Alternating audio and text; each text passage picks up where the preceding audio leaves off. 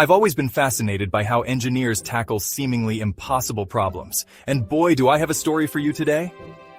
We're talking about the Leaning Tower of Pisa, but not just any old history lesson. Nope, we're diving into how a bunch of super smart engineers managed to stop this iconic building from face-planting into the ground. Now let's set the scene with life-size terracotta sculptures. Yeah, that's right, we're getting artsy with our engineering. So buckle up because we're about to take a wild ride through time, soil mechanics, and some seriously cool problem solving. Okay, so it's 1173, and these medieval engineers are like, let's build a super tall bell tower. What could go wrong? Well, turns out a lot. The ground underneath was softer than a marshmallow, and before you know it, this tower's doing the lean. Fast forward to 1990, and our poor tower is tilting at a crazy 5.5 degrees. That's when the Italian government went, Houston, we have a problem.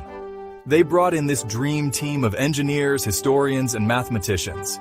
Now, these folks had a real head-scratcher on their hands. They couldn't just push it back up. That'd be like trying to unmelt an ice cream cone. So what did they do? First up, emergency measures. They were like, let's slap a concrete ring around the base. That'll hold it. Now here's where it gets really cool. The engineers came up with this crazy idea called soil extraction. Basically, they decided to give the tower a little underground liposuction. They drilled these angled holes under the high side of the tower and started carefully sucking out tiny amounts of soil. It's like playing the world's most high-stakes game of Jenga, but underground. They had to be super careful.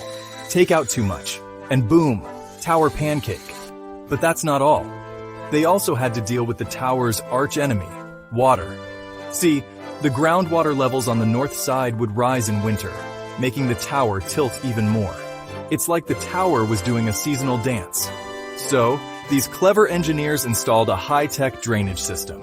Think of it as a bunch of underground straws, slurping up excess water to keep the ground nice and stable. All right, drumroll please. After years of careful work, monitoring, and probably a lot of nail-biting, the results were in. And boy, were they impressive. These engineering wizards managed to reduce the tower's lean by about 0.5 degrees. Now, I know what you're thinking. Half a degree? That's it? But hold on to your hats, because that small change is actually huge. It brought the tower back to the tilt it had in the early 1800s. That's like turning back time by 200 years. And the best part? They did it without ruining the tower's famous lean. It's still got that iconic tilt that makes tourists do those cheesy holding up the tower poses. The whole project is a testament to human ingenuity, patience, and some seriously cool engineering. It's like a love letter from modern science to medieval architecture. And there you have it, folks.